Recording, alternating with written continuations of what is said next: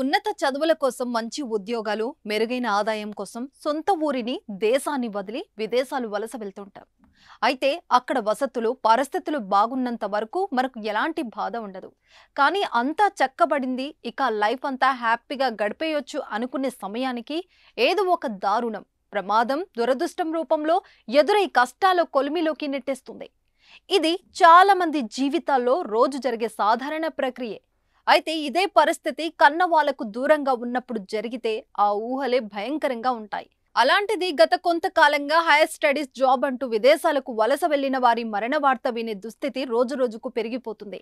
ఆయా దేశాలకు వెళ్లి క్షేమంగా ఉంటే అంతా హ్యాపీగాని కొన్ని నెలలుగా ఈ పరిస్థితులు విదేశాల్లో కనిపించట్లేదు. ఈ మేరకు ఇందులో భారతీయులే ప్రధానంగా ఉండటం మరింత విషాదానికి గురిచేస్తుంది.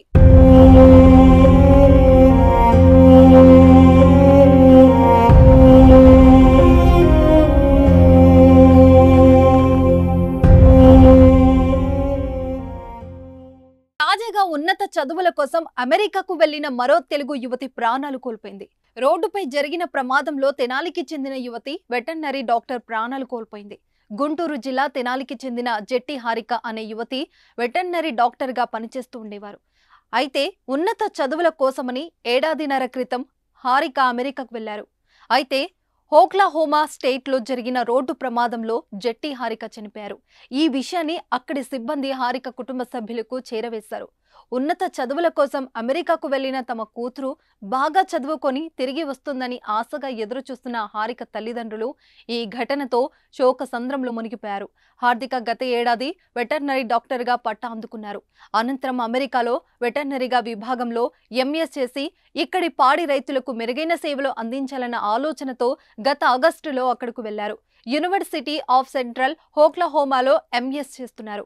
ఈ క్రమంలో రోజు మాదిరిగానే భారత కాలమానం ప్రకారం ఆదివారం ఉదయం ఆమె తన డ్యూటీ ముగించుకొని తోటి వారితో కలిసి కారులో ఇంటికి బయలుదేరారు. అందులో మొత్తం 5గురు ఉండగా హారిక వెనుక సీట్లో కూర్చున్నారు.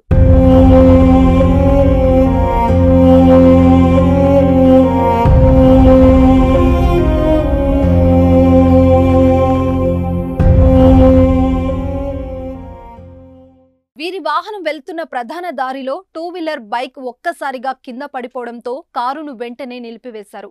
దాంతో వెనక నుంచి ఒకదాని వెంట మరొకటి మొత్తం 3 వాహనాలు హారిక కారును ఢీకొన్నాయి. ఈ ప్రమాదంలో ఆమె అక్కడికక్కడే ప్రాణాలు కోల్పోగా మిగిలిన వారికి గాయాలయ్యాయి. అక్కడ యూనివర్సిటీ ఆఫ్ సెంట్రల్ ఓక్లహోమా అధికారుల నుంచి తల్లిదండ్రులకు సమాచారం తెలిసింది. హారిక తండ్రి జెట్టి శ్రీనివాసరావు ఏపీ దేవాలయ శాఖలో ఉద్యోగం కాగా, తల్లి నాగమణి గృహిణి. కుమార్తె చనిపోయిన విషయం తెలుసుకున్న కుటుంబ సభ్యులు కన్నీరు మున్నీరుగా విలిపిస్తున్నారు. గుంటూరు జిల్లా తెనాలి ఐతానగర్ కు చెందిన జెట్టి హారిక పశు వైద్యురాలు.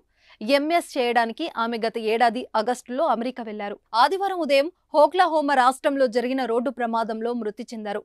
భౌతికాయాన్ని వీలైనంత త్వరగా స్వస్థలానికి తరలించేందుకు కేంద్ర మంత్రి పెమ్మసాని చంద్రశేఖర్ ఎన్ఆర్ఐలతో సంప్రదించారు. మరోవైపు ఎంపీ లోకేష్ స్పందించారు. తమ కూతురు మృతదేహాన్ని స్వదేశానికి త్వరగా తీసుకొచ్చేలా చూడాలని హారిక కుటుంబ సభ్యులు విన్నవిస్తున్నారు. కాగా హారిక తండ్రి ఏపీ దేవాదాయ శాఖ ఉద్యోగిగా పనిచేస్తున్నారు. హారిక మరణంతో ఆమె కుటుంబ సభ్యులతో పాటు స్థానికంగా విషాద ఛాయలు అలుముకున్నాయి.